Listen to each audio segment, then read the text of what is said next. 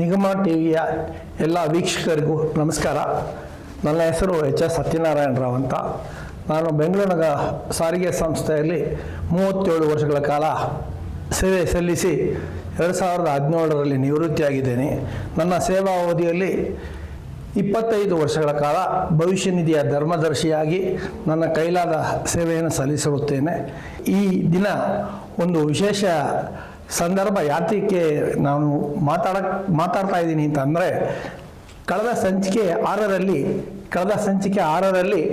ಶ್ರೀ ಚಂದ್ರ ನೌಕರರ ಒಕ್ಕೂಟದ ಅಧ್ಯಕ್ಷ ಚಂದ್ರೂರವರು ಭವಿಷ್ಯ ನಿಧಿ ಬಗ್ಗೆ ಹಾಗೂ ನ್ಯಾಸ ಮಂಡಳಿ ಬಗ್ಗೆ ಸಾರಿಗೆ ಸಂಸ್ಥೆಯಲ್ಲಿ ಕೆಲವು ತಿಳುವಳಿಕೆ ಇಲ್ಲದ ಮಾಹಿತಿಯನ್ನು ಹಂಚಿಕೊಂಡಿದ್ದರು.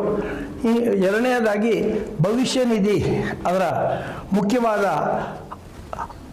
ಕಾರ್ಯಗಳೇನು, ಅದರ ಉದ್ದೇಶ ಏನು, ಯಾತಕ್ಕಾಗಿ ನ್ಯಾಸ ಮಂಡಳಿ ಭವಿಷ್ಯ ನಿಧಿ ವಿನಾಯಿತಿ ಪಡೆದಿದ್ದಾರೆ ಸಾರಿಗೆ ಸಂಸ್ಥೆಯಲ್ಲಿ, ಅದರ ಸವಲತ್ತುಗಳು ಏನೇನು ಸಿಗ್ತಾ ಇದೆ, ಕಾರ್ಮಿಕರಿಗೆ ಏನೇನು ಅನುಕೂಲ ಆಗ್ತಾ ಇದೆ, ಇದನ್ನೆಲ್ಲ ಪೂರ್ಣವಾಗಿ ತಿಳಿಸದೆ ಏಕಾಗಿ ಕೆಲವು ತಪ್ಪು ಮಾಹಿತಿಯನ್ನು ವಾಹಿನಿಯಲ್ಲಿ ಬಿತ್ತರ ಮಾಡಿದರು. ಅದಕ್ಕೋಸ್ಕರ ನಾನು 25 ವರ್ಷಗಳ ಕಾಲ ಒಬ್ಬ ಧರ್ಮದರ್ಶಿಯಾಗಿ ನ್ಯಾಯ ಒದಗಿಸುವುದನ್ನು ಆದ್ಯ ಕರ್ತವ್ಯ ಆಗಿರೋದ್ರಿಂದ ಇವತ್ತು ಭವಿಷ್ಯ ನಿಧಿ ಸಾರಿಗೆ ಸಂಸ್ಥೆಯಲ್ಲಿ ಭವಿಷ್ಯ ನಿಧಿ ಏನು, ಭವಿಷ್ಯ ನಿಧಿ ನ್ಯಾಸ ಮಂಡಳಿ ಅಂದರೆ ಏನು, ಭವಿಷ್ಯ ನಿಧಿಯ ನ್ಯಾಸ ಮಂಡಳಿಯಿಂದ ಸಾರಿಗೆ ಸಂಸ್ಥೆ ಕಾರ್ಮಿಕರಿಗೆ ಏನೇನು ವಿಶೇಷ ಸವಲತ್ತುಗಳು ಸಿಗ್ತಾ ಇದೆ ಅಂತ ಈ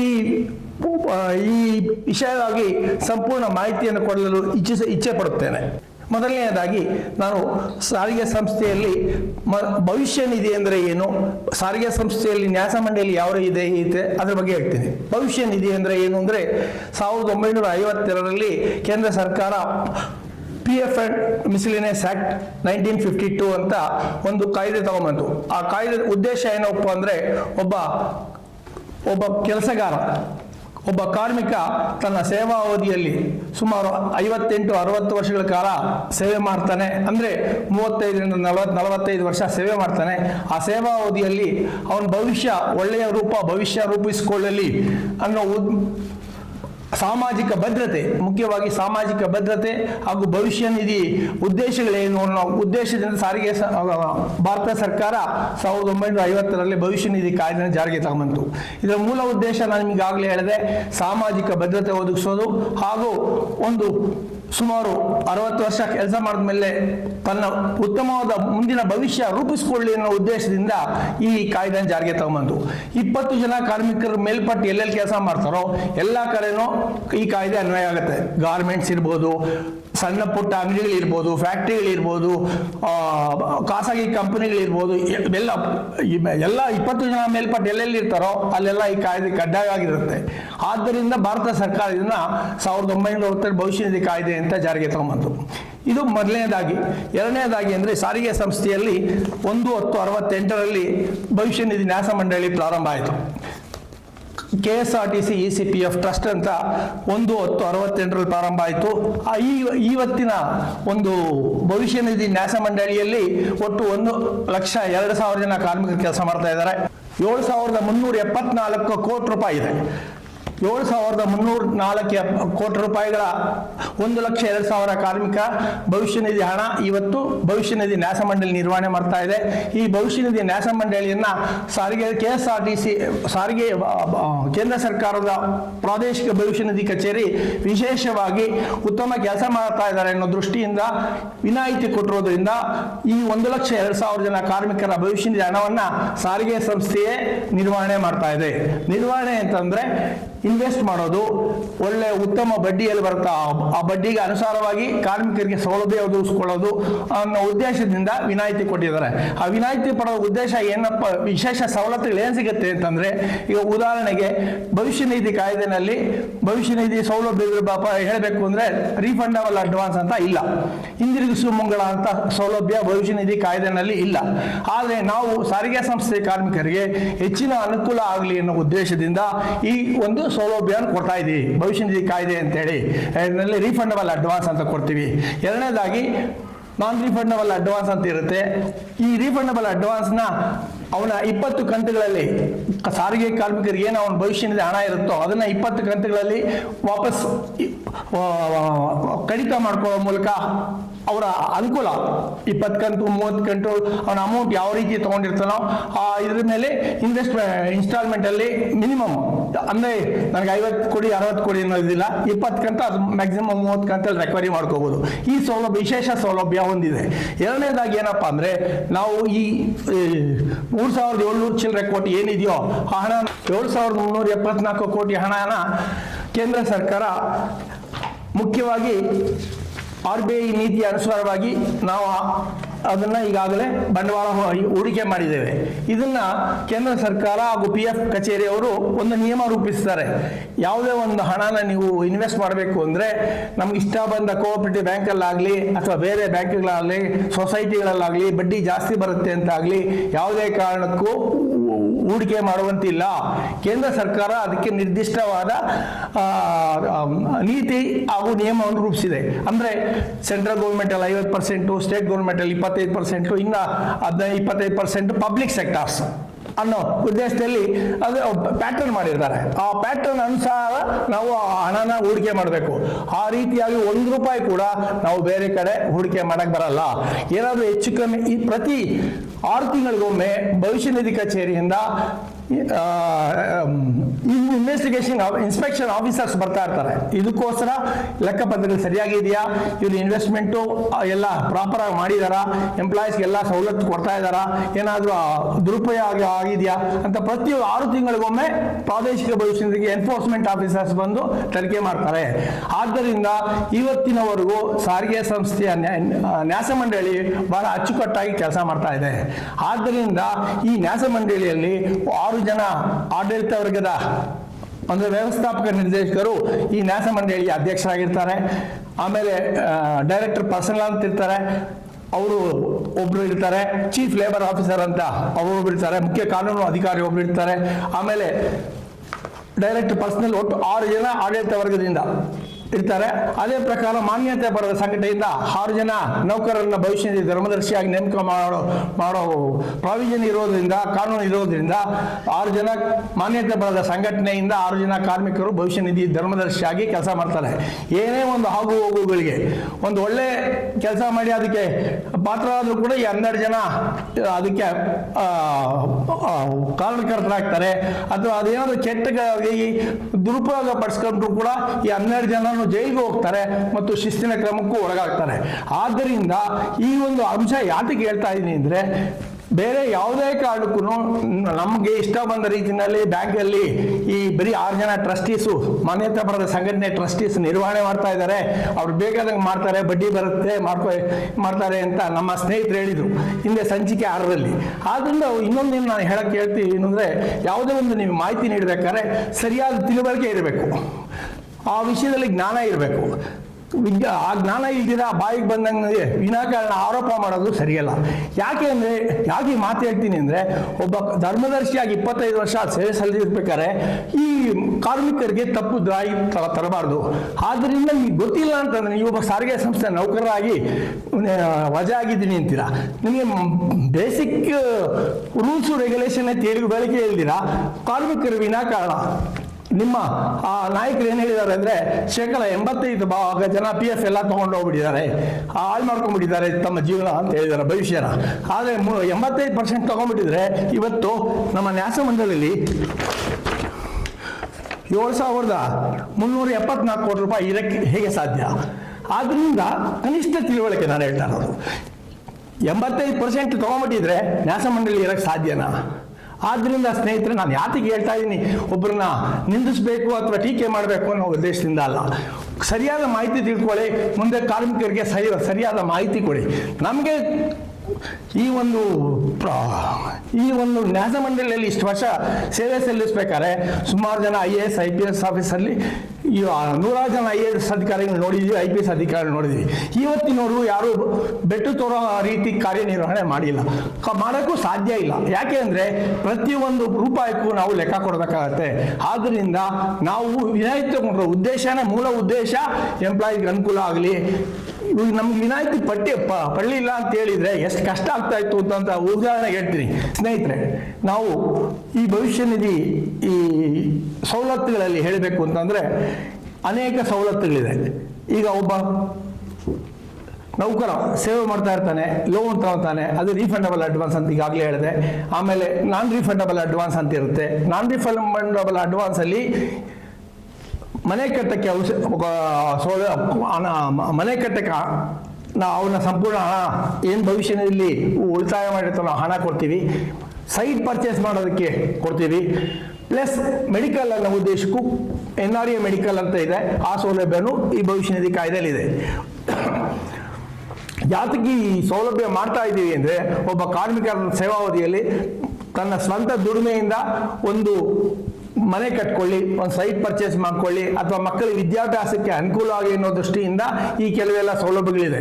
ಅದು ವಿಶೇಷವಾಗಿ ಸಾರಿಗೆ ಸಂಸ್ಥೆಯಲ್ಲಿ ನಾವು ಈ ಅನುಕೂಲಗಳು ಮಾಡಿರೋದ್ರಿಂದ ಒಬ್ಬ ಕಾರ್ಮಿಕ ಮನೆ ಕಟ್ಟಕ್ಕೆ ಅಂತ ಅಥವಾ ಸೈಟ್ ತಗೊಳ್ತೀವಿ ಅಂತ ಹಣ ಪಡೆದ್ರೆ ಈ ಕಾಂಟ್ರಿಬ್ಯೂಷನ್ ಮತ್ತು ER ಕಾಂಟ್ರಿಬ್ಯೂಷನ್ ಅಲ್ಲಿ ಮ್ಯಾಕ್ಸಿಮಮ್ ಅವ್ನು ಏನಿರುತ್ತೋ ಎಲ್ಲ ಹಣನು ಅಂದ್ರೆ ಮಿನಿಮಮ್ ಒಂದು 10,000 ರೂಪಾಯಿ ಅಂತ ಇಟ್ಕೊಳ್ಳಿ. 10,000 ರೂಪಾಯಿ ಅವನ ಅಕೌಂಟಲ್ಲಿ ಇಟ್ಕೊಂಡು ಉಳಿದ ಎಲ್ಲ ಹಣವನ್ನು ಅವನಿಗೆ ಮನೆ ಕಟ್ಟಕ್ಕ ಅಂತ ಕೇಳಿದ್ರೆ ಆಗಲಿ ಅಥವಾ ನಿವೇಶನ ತಗೊತಾ ಇದ್ದೀವಿ ಅನ್ನೋದು ಆಗಿದ್ರೆ ಎಲ್ಲ ಹಣನು ಅವನಿಗೆ ಸಂದಾಯ ಮಾಡ್ತೀವಿ. ಮನೆ ಕಟ್ಟಕ್ಕೆ ಆದರೆ 1 ವರ್ಷ ಕಾಲಾವಕಾಶ ಇದೆ. ಆ ಕಾಲಾವಕಾಶಗಳಲ್ಲಿ ಎಲ್ಲ ದಾಖಲಾತಿಗಳನ್ನು ಕೊಡಬೇಕು. ನಿವೇಶನ ತಗೋಬೇಕು ಅಂತಂದ್ರೆ 6 ತಿಂಗಳ ಅವಧಿಯಲ್ಲಿ ಸಂಬಂಧಪಟ್ಟ ದಾಖಲಾತಿ ಕೊಡಬೇಕು. ಒಂದು ವೇಳೆ ನೀವು ಆ ಸಂಬಂಧಪಟ್ಟ ಅವಧಿಯಲ್ಲಿ ನೀವು ದಾಖಲಾತಿ ಕೊಡಲಿಲ್ಲ ಅಂದರೆ 7ನೇ ತಿಂಗಳಿಂದ ನಿವೇಶನಕ್ಕೆ ಸಂಬಂಧಪಟ್ಟಂತೆ ನಿಮಗೆ ಒಟ್ಟು 3 ವರ್ಷಗಳ ಅವಧಿಯಲ್ಲಿ 36 ಕಂತುಗಳಲ್ಲಿ 2% ದಂಡ ಬಡ್ಡಿ ಪರ್ ಆ್ಯನಮ್ 2% ದಂಡ ಬಡ್ಡಿ ಸಮೇತ 36 ಕಂತುಗಳಲ್ಲಿ ನಾವು ರಿಕವರಿ ಮಾಡ್ತೀವಿ. ಅದೇ ರೀತಿ ಮನೆ ಕಟ್ಟ ವಿಚಾರದಲ್ಲಿ 1 ವರ್ಷ ಕಾಲಾವಕಾಶ ಕೊಡ್ತೀವಿ. ಮನೆ ತಗೊಳ್ಳಬಹುದು ಅಥವಾ ಕಟ್ಟಲೂಬಹುದು. ಆ ವಿನಾಯಿತಿಯಿಂದನೂ ಕೂಡ ನೀವು ಸಂಬಂಧಪಟ್ಟ ದಾಖಲೆ ಕೊಟ್ಟು ಅಂತ ನೀವು ದಾಖಲೆ ಕೊಟ್ರೆ ನಮ್ಮ ಸಂಸ್ಥೆಯಲ್ಲೇ ಸಿವಿಲ್ ಇಂಜಿನಿಯರಿಂಗ್ ಡಿಪಾರ್ಟ್ಮೆಂಟ್ ಇದ್ದಾರೆ, ಸಂಬಂಧಪಟ್ಟ ಅಧಿಕಾರಿಗಳು ಬರ್ತಾರೆ, ಅವರು ಮನೆ ಕಟ್ಟಿದ್ದಾರೆ ಅಂತ ಒಂದು ಸರ್ಟಿಫಿಕೇಟ್ ಕೊಟ್ರೆ ಅವರು ಸದುಪಯೋಗ ಪಡಿಸ್ಕೊಂಡಿದ್ದಾರೆ ಅಂತ ಸುಮ್ಮನೆ ಆಗ್ತೀವಿ. ಇಲ್ಲ ನೀವು ದಾಖಲೆ ಏನು ಕೊಟ್ಟಿಲ್ಲ ಅಂತಂದ್ರೆ ನಿಮ್ಗೆ ಏನು ಹಣ ಕೊಟ್ಟಿದ್ದೀವೋ ಆ ಹಣಕ್ಕೆ 2% ದಂಡ ಬಡ್ಡಿ ಪಿನಲ್ ಇಂಟ್ರೆಸ್ಟ್ ಮೂಲಕವಾಗಿ 36 ಕಂತುಗಳಲ್ಲಿ ಹಣವನ್ನು ನಾವು ರಿಕವರಿ ಮಾಡ್ತೀವಿ. ಈ ಹಣ ಈ 2% ದಂಡ ಬಡ್ಡಿ ನೌಕರನ ಲೆಕ್ಕಕ್ಕೆ ಬರಲ್ಲ, ಸರ್ಪ್ಲಸ್ಗೆ ಹೋಗುತ್ತೆ. ಅಂದ್ರೆ ಸಂಸ್ಥೆಯ ಸರ್ಪ್ಲಸ್ ಹಣ ಏನಿದೆಯೋ ಆ ಹಣಕ್ಕೆ ಹೋಗುತ್ತೆ. ಈ ಹಣಗಳೆಲ್ಲ ಜಾಸ್ತಿ ಆಗಿರೋದ್ರಿಂದ ಆಮೇಲೆ ನಾವು ಇನ್ವೆಸ್ಟ್ ಮಾಡಿರೋ ಹಣ ಕೂಡ ಉತ್ತಮ ಬಡ್ಡಿ ಬರೋದ್ರಿಂದ PF ಆಫೀಸ್ನವ್ರು ಏನು ಕೊಡ್ತಾ ಇದ್ದಾರೋ ಬಡ್ಡಿ, ಆ ಬಡ್ಡಿಗಿಂತ ನಾವು ಇತಿಹಾಸದಲ್ಲಿ ಈ ಕಳೆದ ಒಂದು 4-5 ವರ್ಷಗಳಿಂದ ಮಾತ್ರ ಸಾರಿಗೆ ಸಂಸ್ಥೆ ಭವಿಷ್ಯ ನಿಧಿ ಏನು ಕೊಡ್ತಾ ಇದ್ದಾರೋ ಆರ್ಥಿಕ ಪರಿಸ್ಥಿತಿ ಚೆನ್ನಾಗಿಲ್ಲದೆ ಇರೋದ್ರಿಂದ ಕೇಂದ್ರ ಸರ್ಕಾರ ಏನ್ ಭವಿಷ್ಯ ನಿಧಿ ಮೇಲೆ ಬಡ್ಡಿ ಕೊಡ್ತಾರೋ ಆ ಬಡ್ಡಿನೇ ಕೊಡ್ತಾ ಬಂದಿದ್ದಾರೆ. ಅಥವಾ ಮಾರ್ಜಿನಲ್ ಡಿಫರೆನ್ಸ್ ಒಂದು 0.25 0.50 ಈ ವಿಷಯ ಹೆಚ್ಚಿಕೊಡುವತ್ತು. ಬಟ್ ಒಂದು ಕಾನೂನಿನ ಪ್ರಕಾರ ಕೇಂದ್ರ ಸರ್ಕಾರ ಏನ್ ಬಡ್ಡಿ ಕೊಡ್ತೋ ಆ ಬಡ್ಡಿಗಿಂತ ನೀವು ಕಮ್ಮಿ ಕೊಡೋಕೆ ಕಾನೂನಿನ ಅವಕಾಶ ಇಲ್ಲ. ನಿಮ್ಗೆ ವಿನಾಯಿತಿ ಕೊಡೋ ಉದ್ದೇಶ ಏನಪ್ಪಾ ಅಂತಂದ್ರೆ ಕೇಂದ್ರ ಸರ್ಕಾರ ಕಾಯ್ದೆಯಲ್ಲಿ PF ಕಚೇರಿ ಅವ್ರು ಏನು ಕೊಡ್ತಾರೋ ಅದಕ್ಕಿಂತ ಹೆಚ್ಚಿನ ಸೌಲಭ್ಯ ನಾವು ಕೊಡ್ತೀವಿ ಅಂತ ಹೇಳ್ಬಿಟ್ಟು ನಾವು ಅರ್ಜಿ ಕೊಟ್ಟು ವಿನಾಯಿತಿ ಪಡೆದಿರೋದ್ರಿಂದ ನಮಗೆ ಈ ಸೌಲಭ್ಯ ಕೊಡ್ತಾ ಇದ್ದಾರೆ. ಆದ್ರಿಂದ ಯಾವುದೇ ಕಾರಣಕ್ಕೂ PF ಕಚೇರಿಯಿಂದ ಏನೇ ಸೌಲಭ್ಯ ಬರುತ್ತೋ ಎಲ್ಲ ಸೌಲಭ್ಯಗಳನ್ನು ನಾವು ಯಾವುದೇ ಕಾರಣಕ್ಕೂ ಮೊಟಕುಗೊಳಿಸುವಂತಿಲ್ಲ. ಆದ್ರಿಂದ ಸ್ನೇಹಿತರೆ, ಈ ಒಂದು ವಿಚಾರದಲ್ಲಿ ನಾವು ನಮ್ಮ ಸರ್ಪ್ಲಸ್ ಈ ಅಧಿಕ ಬಡ್ಡಿ ಅಂತ ಸೈಟ್ ಇರ್ಬೋದು ಅಥವಾ ನಿವೇಶನ ಮನೆ ಕಟ್ಟೋದಿರ್ಬೋದು, ಈ ಯಾರ್ಯಾರು ಡಿಫಾಲ್ಟರ್ಸ್ ಆಗಿರ್ತಾರೋ ತಪ್ಪಿತಸ್ಥರಾಗಿರ್ತಾರೋ ಅವರಿಂದ ರಿಕವರ್ ಆಗಿರೋ 2% ದಂಡ ಬಡ್ಡಿ ಹಣ ನಮ್ಮ ನ್ಯಾಸ ಮಂಡಳಿಗೆ ಬರುತ್ತೆ. ಇದೆಲ್ಲ ಸೇರಿಕೊಂಡು ನಾವು ನಮ್ಮ ಕಾರ್ಮಿಕರಿಗೆ ಹೆಚ್ಚಿನ ರೀತಿಯಲ್ಲಿ ನಾನು ಹೇಳಿದೆ ಇನ್ವೆಸ್ಟ್ಮೆಂಟ್ ಮಾಡ್ಬೇಕಾದ್ರೆ ಒಳ್ಳೆ ಬಡ್ಡಿ ಬಂದಿದ್ರೆ ಉತ್ತಮ ಬಡ್ಡಿ ಕೊಡೋಕೆ ಅವಕಾಶ ಆಗುತ್ತೆ. ಒಂದು ಕಾಲದಲ್ಲಿ ಸರ್ಪ್ಲಸ್ ಹಣ ಅಂದ್ರೆ ಅಧಿಕವಾಗಿ ಗಳಿಸಿರುವಂತ 106 ಕೋಟಿ ಇತ್ತು. ಉದಾಹರಣೆಗೆ 96-97 ಅಂಕಿಅಂಶ ಕೊಡಬಲ್ಲೆ ನಾನು. ಆದರೆ ಆ ಸರ್ಪ್ಲಸ್ ಹಣ ಜಾಸ್ತಿ ಇರೋದ್ರಿಂದ ಕೇಂದ್ರ ಸರ್ಕಾರ ಏನು ಕೊಡ್ತಾ ಇದ್ರು ಅವ್ರಿಗಿಂತ 1%, 1.5% ನಾವು ಜಾಸ್ತಿ ಕೊಟ್ಟಿರೋ ನಿದರ್ಶನಗಳೇ ಇದೆ. ನೀವು ಕಳೆದ ಒಂದು 30 ವರ್ಷಗಳಿಂದ ಇತಿಹಾಸ ತಗೊಂಡು ಏನು ಅನುಮಾನ ಇಲ್ಲ. ಆದ್ರಿಂದ ಉತ್ತಮವಾಗಿ ಕಾರ್ಯನಿರ್ವಹಣೆ ಮಾಡ್ತಾ ಇದೆ ಅನ್ನೋದಕ್ಕೆ ಇದಕ್ಕಿಂತ ನಿಮಗೆ ಸಾಕ್ಷ್ಯ ಬೇರೆ ಯಾವುದೂ ಬೇಕಾಗಿಲ್ಲ. ಎರಡನೇದಾಗಿ ನಮ್ಮ ಸ್ನೇಹಿತರು ಹೇಳಿದ್ರು ಭವಿಷ್ಯ ನಿಧಿ ಬಗ್ಗೆ ಸುಪ್ರೀಂ ಕೋರ್ಟ್ಗೆ ಹೋಗಿದ್ರು, ಇವ್ರು ಜಾಸ್ತಿ ಕಟ್ಟಕ್ಕಾಗಲ್ಲ, ಹೈಯರ್ ಬೆನಿಫಿಟ್ ಕೊಡಕ್ಕಾಗಲ್ಲ ಅಂತ. ಇದು ಒಂದು ಮೂರ್ಖವಾದ ಆಲೋಚನೆ ಮತ್ತು ತಪ್ಪು ಮಾಹಿತಿ. ಕೇಂದ್ರ ಸುಪ್ರೀಂ ಕೋರ್ಟು ಸಾರಿಗೆ ಸಂಸ್ಥೆ ಭವಿಷ್ಯ ನಿಧಿ ನ್ಯಾಸ ಮಂಡಳಿ ಆಗಲಿ ಪ್ರಾದೇಶಿಕ ಭವಿಷ್ಯ ನಿಧಿ ಏನೇ ವ್ಯವಹಾರ ಮಾಡಿದ್ರು ಪ್ರಾದೇಶಿಕ ಭವಿಷ್ಯ ನಿಧಿ ಕಚೇರಿಯವರ ಮೂಲಕನೇ ಮಾಡಬೇಕು. ಆದ್ದರಿಂದ ಈ ಪ್ರಶ್ನೆನೇ ಬಂದಿಲ್ಲ ನಮ್ಗೆ ಜಾಸ್ತಿ ಬೆನಿಫಿಟ್ ಕೊಡಿ ಅಂತ. ಇವಾಗ 1/11/6/95 ಅಲ್ಲಿ EPS ಅನ್ವಯ ಆಯಿತು, ಎಂಪ್ಲಾಯೀಸ್ ಪೆನ್ಷನ್ ಸ್ಕೀಮ್ ಅಂತ 6/11/95 ಇದರಲ್ಲಿ ಜಾರಿ ಆಯಿತು.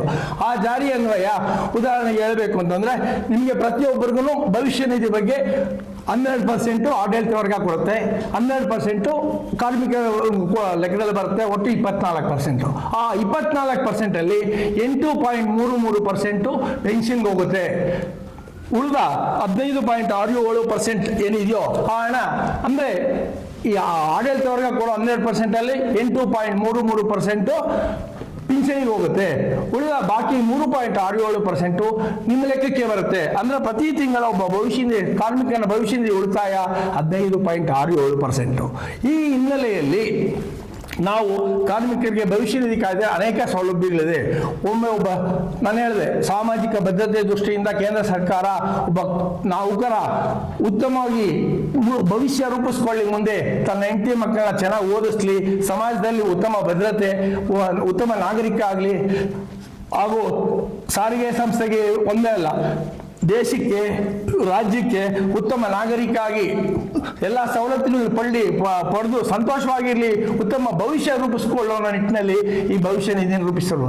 ಅದು ಬಿಟ್ಬಿಟ್ಟು ನಮಗೆ 3 ಸಲ ನಮ್ಮ ಸ್ನೇಹಿತರು ಹೇಳಿದ್ರು, ಚಂದ್ರು ಅವರು 2005ರಲ್ಲಿ ಒಂದ್ಸಲಿ, 95ರಲ್ಲಿ ಒಂದ್ಸಲಿ, 2005ರಲ್ಲಿ ಒಂದ್ಸಲಿ, ಹಾಗೂ 2015ರಲ್ಲಿ ಒಂದ್ಸಲಿ ಟ್ರಸ್ಟ್ ಸ್ವಿಚ್ ಆಫ್ ಮಾಡ್ಕೊಳ್ಳಿ ಅಂತ. ಇದು ಒಂಥರ ನಿಮಗೆ ವಿಷಯನೇ ಗೊತ್ತಿಲ್ಲ ಅಂತಂದ್ಮೇಲೆ ಒಂಥರ ಈ ಹೇಳಿಕೆ ಒಂಥರ ಹಾಸ್ಯಾಸ್ಪದ.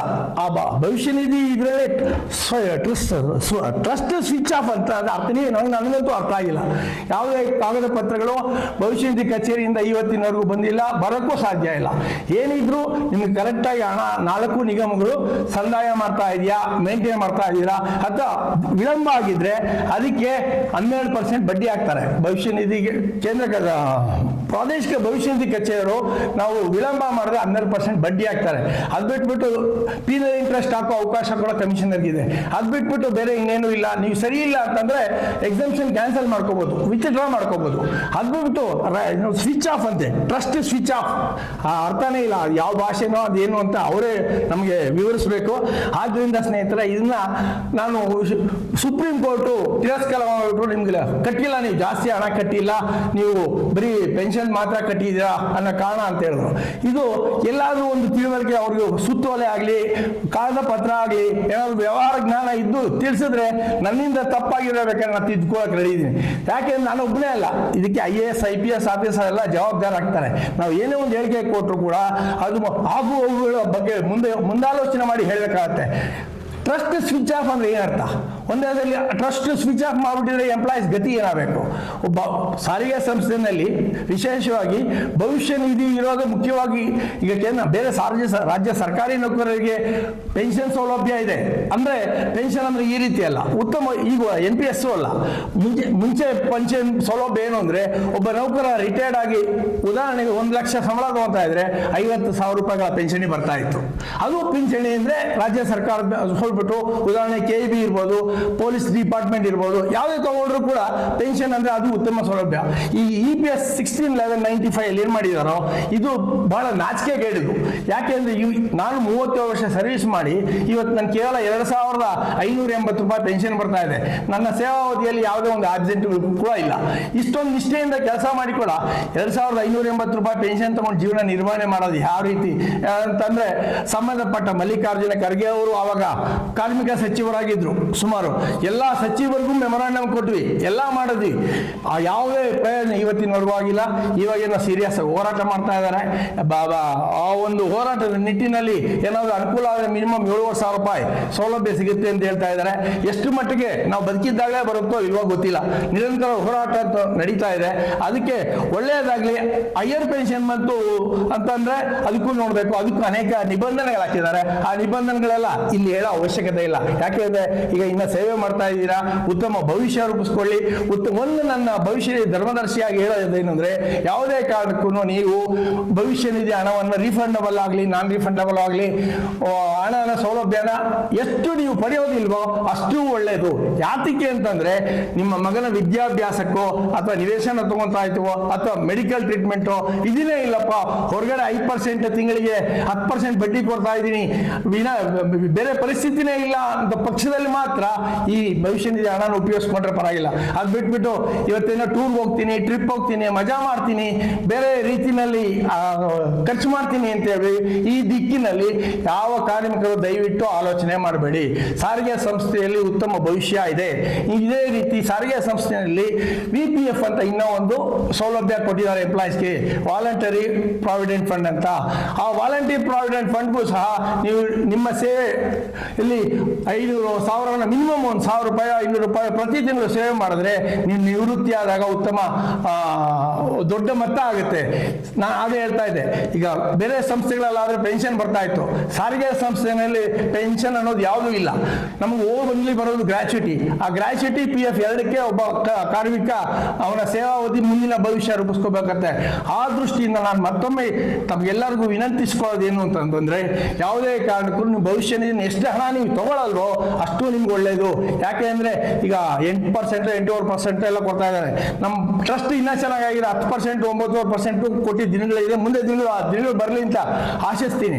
ಆದ್ರಿಂದ ಸ್ನೇಹಿತರೆ, ಈ ನಿಟ್ಟಿನಲ್ಲಿ ನಾನು ಮತ್ತೊಮ್ಮೆ ಒಬ್ಬ ಕಾರ್ಮಿಕ ಧರ್ಮದರ್ಶಿಯಾಗಿ, ನಿವೃತ್ತಿ ಕಾರ್ಮಿಕ ಧರ್ಮದರ್ಶಿಯಾಗಿ ನನ್ನ ಅನುಭವ ನಾನೇ ಹೇಳ್ತೀನಿ. ನನ್ನ ಭವಿಷ್ಯ ನಿಧಿಯಲ್ಲಿ ನಾನು ವಾಲಂಟರಿ PF ಮಾಡಿರೋದ್ರಿಂದ, ಉತ್ತಮ ಮೊತ್ತ ಹೊಂದಿರೋದ್ರಿಂದ ನಾನು ಇವತ್ತಿನ ಈ ಮಟ್ಟಿನಲ್ಲಿ ಉತ್ತಮ ಜೀವನ ನಿರ್ವಹಣೆ ಮಾಡ್ತೀನಿ ಅಂತಂದ್ರೆ ತಪ್ಪಾಗಲಾರದು. ಪ್ರತಿಯೊಬ್ಬರಿಗೂ ನಾನು ಕೇಳ್ಕೊಳ್ಳೋದಂದ್ರೆ, ನಿಮ್ಗೆ ₹100 ಮಿನಿಮಮ್ ₹100 ಮಾಡಬೇಕಾಗತ್ತೆ. ನಿಮ್ಮ ಮೆಂಬರ್ಶಿಪ್ VPF ಆಗಬೇಕು ಅಂತಂದ್ರೆ ಮಿನಿಮಮ್ ₹100. ನಿಮ್ಮ ಅನುಕೂಲ 5,000 ನಿಮ್ಮ ಕೆಪಾಸಿಟಿ ಮೇಲೆ ಆಗುತ್ತೆ. ಅದಕ್ಕೆ ಯಾವುದೇ ಇಲ್ಲ. ಪ್ರತಿಯೊಂದು ಒಂದು ಫಾರಂ ನಿಮ್ಮ ಕಚೇರಿಯಲ್ಲಿ ಸಿಗುತ್ತೆ, ಫಿಲಪ್ ಮಾಡಿಕೊಟ್ರೆ ಆ ಪ್ರತಿ ನೆಕ್ಸ್ಟ್ ಮಂತ್ ಇಂದ ಸಿಗುತ್ತೆ. ಆ ನಿಮ್ಮ ಮೊತ್ತಕ್ಕೆ ಭವಿಷ್ಯ ನಿಧಿಗೆ ಏನು ನಮ್ಮ ಬಡ್ಡಿ ಕೊಡ್ತಾ ಇದೀವೋ ಆ ಬಡ್ಡಿನೇ ಕೊಡ್ತೀವಿ. ಆದಷ್ಟು ಸೇವಿಂಗ್ಸ್ ಅದೊಂದು ಅವಕಾಶ ಇರೋದ್ರಿಂದ ಪ್ರತಿಯೊಬ್ಬ ಕಾರ್ಮಿಕರು VPF ಸದಸ್ಯರಾಗಿ ಅಂತ ನನ್ನ ಕಳಕಳಿಯ ಮನವಿ. ಸ್ನೇಹಿತರೆ, ನಮ್ಮ ಸಾರಿಗೆ ಸಂಸ್ಥೆಯ ECPF ಟ್ರಸ್ಟ್ ಕಾರ್ಯನಿರ್ವಹಣೆ ಹೇಳ್ತೀನಿ. Proper accounting of receipts and payments, maintenance of books of accounts, balance sheet and income and expenditure accounts. ಒಂದು ಅಂದ್ರೆ ನಿಮ್ಮ ಲೆಕ್ಕಪತ್ರಗಳನ್ನ ಸರಿಯಾಗಿಡೋದು, ರಸೀತಿಗಳನ್ನ ನೀವು ಕೊಟ್ಟಿರೋ ಹಣ ಪಾವತಿ ಮಾಡೋದು, ನಿಮ್ಮ ಅರ್ಜಿಗಳು ಬಂದಿರೋದನ್ನ ಹಾಗೂ ಬ್ಯಾಂಕ್ ಅಕೌಂಟ್ಸ್ನೆಲ್ಲ ಸರಿಯಾಗಿ ನಿರ್ವಹಣೆ ಮಾಡಬೇಕು. Submission of periodical compliance reports to RPFC, ಪ್ರತಿ 6 ತಿಂಗಳಿಗೂ ಪ್ರತಿ ವರ್ಷಕ್ಕೂ ಸಂಬಂಧಪಟ್ಟ ಪ್ರಾದೇಶಿಕ ಭವಿಷ್ಯ ನಿಧಿ ಕಚೇರಿಗೆ ನಿಮ್ಮ ಕಾರ್ಯನಿರ್ವಹಣೆ ಹೇಗಿದೆ, ನಿಮ್ಮ ಎಷ್ಟು ಅಪ್ಲಿಕೇಶನ್ಸ್ ಬಂದಿದೆ, ಎಷ್ಟು ಅಮೌಂಟ್ ಡಿಸ್ಪರ್ಸ್ ಮಾಡಿದ್ದೀರಾ, ಎಷ್ಟು ಇನ್ವೆಸ್ಟ್ ಮಾಡಿದಿರಾ, ಎಲ್ಲ ಲೆಕ್ಕಪತ್ರಗಳನ್ನು ಪ್ರಾದೇಶಿಕ ಭವಿಷ್ಯ ನಿಧಿ ಕಚೇರಿಗೆ ಕೊಡಬೇಕು. Submission of periodical compliance to ಆಯ್ತು. ಇಂಪ್ಲಿಮೆಂಟೇಷನ್ ಆಫ್ ಗೈಡ್ಲೈನ್ಸ್ ಅಂಡ್ ಏನೇ ಅಮೆಂಡ್ಮೆಂಟ್ಸ್ ಇಶ್ಯೂಡ್ ಬೈ EPFO, ಪ್ರಾದೇಶಿಕ ಭವಿಷ್ಯ ನಿಧಿ ಕಚೇರಿಯವರು ಏನೇ ಒಂದು ಸುತ್ತೋಲೆ ಹೊರಡಿಸಿದ್ರು ಅದನ್ನು ಕಟ್ಟುನಿಟ್ಟಾಗಿ ಪರಿಪಾಲನೆ ಮಾಡಬೇಕು. ಯಾವುದೇ ಕಾರಣಕ್ಕೂ ನಾವು ಅದನ್ನ ವೈಲೇಷನ್ ಮಾಡಬಾರ್ದು. Declaring interest on EPF payment account for the financial, ಸಂಬಂಧಪಟ್ಟ ವರ್ಷಕ್ಕೆ ಆಯಾ ವರ್ಷಗಳಿಗೆ ಬಡ್ಡಿನ ಘೋಷಣೆ ಮಾಡಬೇಕು. ಅದನ್ನ ಮಾಡ್ತಾ ಇದ್ದಾರೆ ಇವತ್ತಿನವರು, ಯಾವುದೇ ತೊಂದರೆ ಇಲ್ಲ. Submission of income tax return to income tax authority every year, ಇದು ಸಹ ಇನ್ಕಮ್ ಟ್ಯಾಕ್ಸ್ ಏನಿರುತ್ತೋ, ಸಾರಿಗೆ ಸಂಸ್ಥೆ ವ್ಯವಹಾರ ಏನಿರುತ್ತೋ ಎಲ್ಲ ದಾಖಲಾತಿಗಳನ್ನ ಸಂಬಂಧಪಟ್ಟ ಇನ್ಕಮ್ ಟ್ಯಾಕ್ಸ್ಗೆ ಪ್ರತಿ ವರ್ಷದ್ದು ಕೊಡ್ತಾ ಇದ್ದೀವಿ. ಆಮೇಲೆ transfer of funds to all divisions of 4 corporation for settlement of final claims and PF advance. ಎಲ್ಲ 4 ನಿಗಮಗಳಿಗೂ ಯಾವ ನಿಗಮರು ಎಷ್ಟೆಷ್ಟು ಹಣ ಕೇಳ್ತಾರೋ ಸಂಬಂಧಪಟ್ಟ ಕಾರ್ಮಿಕರ ಕೋರಿಕೆ ಮೇರೆಗೆ ಆ 4 ನಿಗಮಗಳಿಗೂ ಕರೆಕ್ಟ್ ಆಗಿ ಪಿರಿಯಾಡಿಕಲ್ ಆಗಿ ಹಣಗಳು ಕಳಿಸ್ತಾ ಇದ್ದಾರೆ, ಯಾವುದೇ ತೊಂದರೆ ಇಲ್ಲ. ಆಮೇಲೆ organising BOT meeting and sub committee meeting, ಅಂದ್ರೆ ಬೋರ್ಡ್ ಆಫ್ ಟ್ರಸ್ಟೀಸ್ ಮೀಟಿಂಗ್, ಕನಿಷ್ಠ ವರ್ಷಕ್ಕೆ 4 ಮೀಟಿಂಗ್ ಮಾಡಬೇಕಾಗತ್ತೆ. ಪ್ರಾದೇಶಿಕ ಬೈದಿಕರ ಆ 4 ಮೀಟಿಂಗು ಮತ್ತು ಸಬ್ ಕಮಿಟೀಸ್ ಏನು ಮಾಡಿರ್ತಾರೆ. ಸಬ್ ಕಮಿಟೀಸ್ ಅಂದ್ರೆ ಏನಾದರೂ ವಿಭಾಗಗಳಲ್ಲಿ ತೊಂದರೆ ಇದ್ರೆ ಆಗಲಿ, ಬೇರೆ ಸಣ್ಣ ಪಟ್ಟ ನ್ಯೂನತೆಗಳಿದ್ರೆ ಸಬ್ ಕಮಿಟಿ ಮೂಲಕ ಅದನ್ನು ಪರಿಹರಿಸ್ಕೋಬಹುದು. ಆ ಮೂಲಕವಾಗಿ ಅದು ಕೂಡ ನಿರ್ವಹಣೆ ಮಾಡ್ತಾ ಇದ್ದಾರೆ. sanction of PF, VPF, final claims of retired, death, dismiss, etc. ಒಬ್ಬ ಕಾರ್ಮಿಕ ನನಗೆ ಭವಿಷ್ಯ ನಿಧಿ ಹಣ ಕೊಡಿ, ರಿಫಂಡಬಲ್ ಕೊಡಿ, ನಾನ್ ರಿಫಂಡಬಲ್ ಕೊಡಿ, ಆಗಲಿ ಸೇವಾವಧಿಯಲ್ಲಿ ಸತ್ತೋಗ್ಬಿಟ್ಟಿದ್ರೆ ಅವರಿಗೆ ಆ ಸತ್ತ ಕುಟುಂಬಕ್ಕೆ ನಾಮಿನೇಷನ್ ಬಗ್ಗೆ ಆಗಲಿ ಅವ್ರು ಏನೇನು ಸೌಲಭ್ಯ ಕೊಟ್ಟಿದ್ದಾರಾ ಮಾಡಿದಾರಾ ಅಂತ ಪ್ರತಿಯೊಂದನ್ನು ಚೆಕ್ ಮಾಡ್ತಾರೆ. ಆಮೇಲೆ ಈ ನ್ಯಾಸ ಮಂಡಳಿಗೆ ಸೆಕ್ರೆಟರಿ ಅಂತ ಇರ್ತಾರೆ. ಅದು senior officer of the rank of deputy chief accounts officer, ಮುಖ್ಯ ಲೆಕ್ಕಾಧಿಕಾರಿ ಹುದ್ದೆಯಲ್ಲಿರುವಂಥ ಹಿರಿಯ ಅಧಿಕಾರಿಯನ್ನ ಕಾರ್ಯದರ್ಶಿ ಅಂತ ಈ ನ್ಯಾಸ ಮಂಡಳಿಗೆ ನಿರ್ವಹಣೆ ಮಾಡ್ತಾರೆ ಸ್ನೇಹಿತರೆ. ಈ ಹಿನ್ನೆಲೆಯಲ್ಲಿ ಇದು ನ್ಯಾಸ ಮಂಡಳಿ ಈ ರೀತಿ ನಿರ್ವಹಣೆ ಮಾಡ್ತಾ ಇದೆ. ಈ ನ್ಯಾಸ ಮಂಡಳಿಗೆ ಸಾರಿಗೆ KSRTC ಸಂಸ್ಥೆಯ ವ್ಯವಸ್ಥಾಪಕ ನಿರ್ದೇಶಕರು ಅಧ್ಯಕ್ಷರಾಗಿರ್ತಾರೆ. ಇದು ಮುಖ್ಯವಾಗಿ ಇನ್ನೊಂದು ಈ ಸಂಬಂಧಪಟ್ಟ ವಿಷಯಕ್ಕೆ ಹೇಳಕ್ಕೆ ಇಷ್ಟಪಡ್ತೀನಿ ಅಂದ್ರೆ, ಈ VPF ಅಲ್ಲಿ ಒಬ್ಬ ಕಾರ್ಮಿಕ EDLI ಅಂತ ಇನ್ನೊಂದಿದೆ, ಎಂಪ್ಲಾಯೀಸ್ ಡಿಪಾಸಿಟ್ ಲಿಂಕ್ ಇನ್ಶೂರೆನ್ಸ್ ಅಂತ. ಇದು PF ಆಕ್ಟ್ ಅಲ್ಲೇ ಕವರ್ ಆಗುತ್ತೆ. ಇದರಿಂದ ಕಾರ್ಮಿಕರಿಂದ ₹1 ಕೂಡ ಕಡಿತ ಮಾಡಲ್ಲ. ನೌಕರ ಸೇವೆಯಲ್ಲಿದ್ದಾಗ ಸತ್ತರೆ ಅವನಿಗೆ ಮಿನಿಮಮ್ ಎಂಪ್ಲಾಯೀಸ್ ಡಿಪಾಸಿಟ್ ಇನ್ಶೂರೆನ್ಸ್ ಅಂತ 4 ಲಕ್ಷದಿಂದ 7 ಲಕ್ಷದವರೆಗೂ ಸೌಲಭ್ಯ ಸಿಗುತ್ತೆ. ಯಾತಕ್ಕೆ ಈ 4 ಲಕ್ಷದಿಂದ 7 ಲಕ್ಷ ಅಂತಂದ್ರೆ, ಮ್ಯಾಕ್ಸಿಮಮ್ಮು 7 ಲಕ್ಷ, ಮಿನಿಮಮ್ಮು 4 ಲಕ್ಷ ಸೇವಾವಧಿಯ ಇರುತ್ತನ್ನದ ಮೇಲೆ ಹಣವನ್ನು ಪ್ರಾದೇಶಿಕ ಭವಿಷ್ಯ ನಿಧಿ ಕಚೇರಿ ಅವ್ರು ಕೊಡ್ತಾರೆ, ಎಂಪ್ಲಾಯೀಸ್ ಡಿಪಾಸಿಟ್ ಲಿಂಕ್ ಇನ್ಶೂರೆನ್ಸ್ ಅಂತ. ಇದು ನಾವು PF ಅಲ್ಲಿ ಇಲ್ಲ, PF ಆಫೀಸಲ್ಲಿ ಸದಸ್ಯ ಆಗಿಲ್ಲ ಅಂದ್ರೆ ಯಾವುದೇ ಕಾರಣಕ್ಕೂ ಯಾವುದೇ ಸೌಲಭ್ಯ ಕೊಟ್ಟಲ್ಲ. ಮೊದಲೇ ಸಾರಿಗೆ ಸಂಸ್ಥೆಯಲ್ಲಿ PF ಪೆನ್ಷನ್ ಇಲ್ಲ, ಬೇರೆ ಸೌಲಭ್ಯಗಳಿಲ್ಲ. ಕಳೆದ 7-8 ವರ್ಷಗಳಿಂದ ಆರ್ಥಿಕ ಪರಿಸ್ಥಿತಿ ತುಂಬಾ ಹದಗೆಟ್ಟಿರೋದ್ರಿಂದ ಇವತ್ತಿನ ಪರಿಸ್ಥಿತಿ ತುಂಬಾ ಡೋಲಾಯಮಾನವಾಗಿರೋದ್ರಿಂದ ಈ ಸೌಲಭ್ಯಗಳನ್ನ PF ಕಚೇರಿಯಲ್ಲಿ PF ಸೌಲಭ್ಯ ಇರೋದ್ರಿಂದ ಒಬ್ಬ ಕಾರ್ಮಿಕ ಸೇವೆಯಲ್ಲಿದ್ದಾಗ ಮೃತಪಟ್ಟರೆ ಅವನಿಗೆ ಅಟ್ಲೀಸ್ಟ್ ಈ ಒಂದು EDLI ಅನ್ನೋ ಸೌಲಭ್ಯ ಸಿಗುತ್ತೆ. ಇದು ಎಷ್ಟು ಅನುಕೂಲ ಆಗುತ್ತೆ ಅಂತಂದ್ರೆ ಆ ಕುಟುಂಬದವರಿಗೆ ಅರ್ಥ ಆಗುತ್ತೆ. ಇದರಿಂದ ಕಾರ್ಮಿಕರಿಂದ ₹1 ಕೂಡ ರಿಕವರಿ ಮಾಡಲ್ಲ. ಸ್ನೇಹಿತರೆ, ಮತ್ತೊಮ್ಮೆ ಹೇಳ್ತೀನಿ, ಪ್ರತಿ ಕಾರ್ಮಿಕರಿಂದ ₹75 ಪ್ರತಿ ತಿಂಗಳು ಕಟ್ತಾರೆ. ಇದು ನ್ಯಾಸ ಮಂಡಳಿ ಕಟ್ಟುತ್ತೆ. ಇದು ಆಡಳಿತ ವರ್ಗ, ವಿಧಾಯಕರಿಂದ ಆಡಳಿತ ವರ್ಗನೇ ಸಂಪೂರ್ಣ ಹಣ ಕಟ್ಟುತ್ತೆ. ಇದ್ರ ಪ್ರಕಾರ ಪ್ರತಿ ತಿಂಗಳು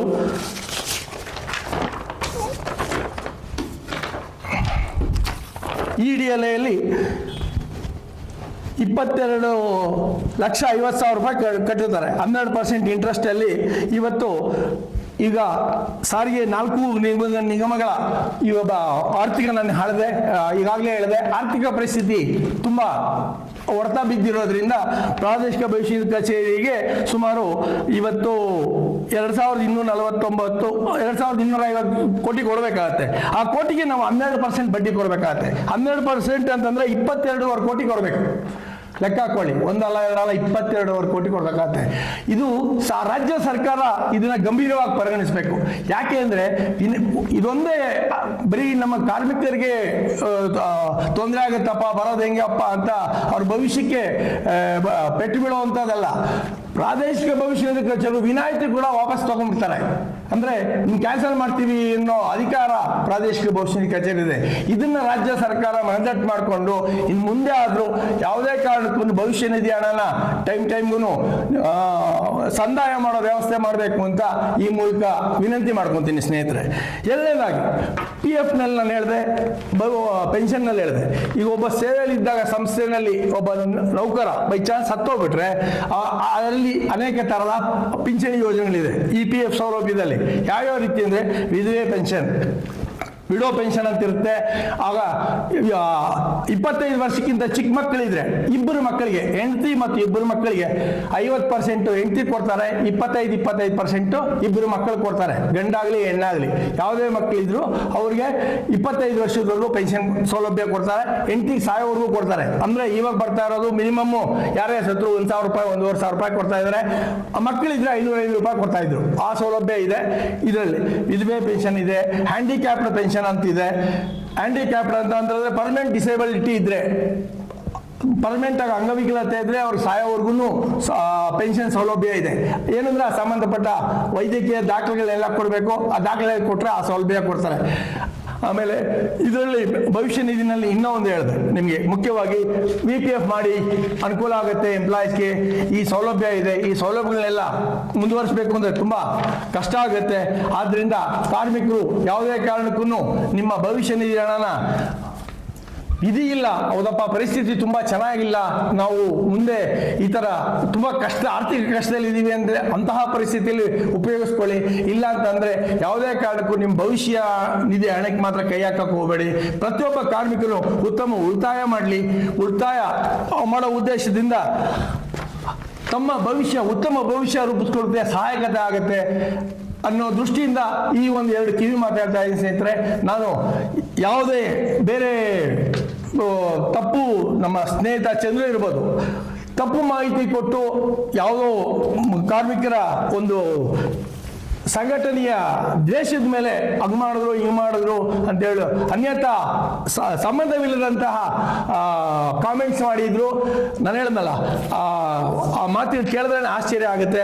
ಅದು ಸಬ್ಜೆಕ್ಟೇ ಇಲ್ಲ, ಯಾವುದು ಆ ಸಬ್ಜೆಕ್ಟೇ ಇಲ್ಲದೆ ಇರೋಂಥದ್ದನ್ನ ವಿಷಯ ತಿಳ್ಕೊಂಡು ಮಾತಾಡಿದರೆ ಚಂದ ಆಗ್ತಿತ್ತು.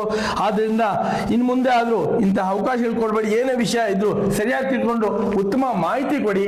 ಮಾಹಿತಿ ಕೊಟ್ಟರೆ ನಿಮಗೂ ಅನುಕೂಲ ಆಗುತ್ತೆ, ಗೌರವ ಬರುತ್ತೆ. ಅದು ಬಿಟ್ಬಿಟ್ಟು ಉಡಾಫೆ ಕೊಟ್ಟು ತೋಚಿ ಏನಪ್ಪ ಇಂಥವ್ರು ಲೀಡರ್ ಆಗಿದ್ದಾರೆ. ನಾನು ಹೇಳೋದು, ಒಬ್ಬ ಕಾರ್ಮಿಕನಾಗಿ ನೀವೇ ಮಾಹಿತಿ ಸರಿಯಾಗಿ ತಿಳ್ಕೊಳ್ತೀರಾ, ಒಬ್ಬ ನಾಯಕನಾಗಿ ಬೇರೆ ಕಾರ್ಮಿಕರಿಗೆ ಮಿಸ್ಲೀಡ್ ಮಾಡ್ತೀರಾ, ಇದೆಷ್ಟು ನಿಮಗೆ ಸರಿ ಅನಿಸುತ್ತೆ?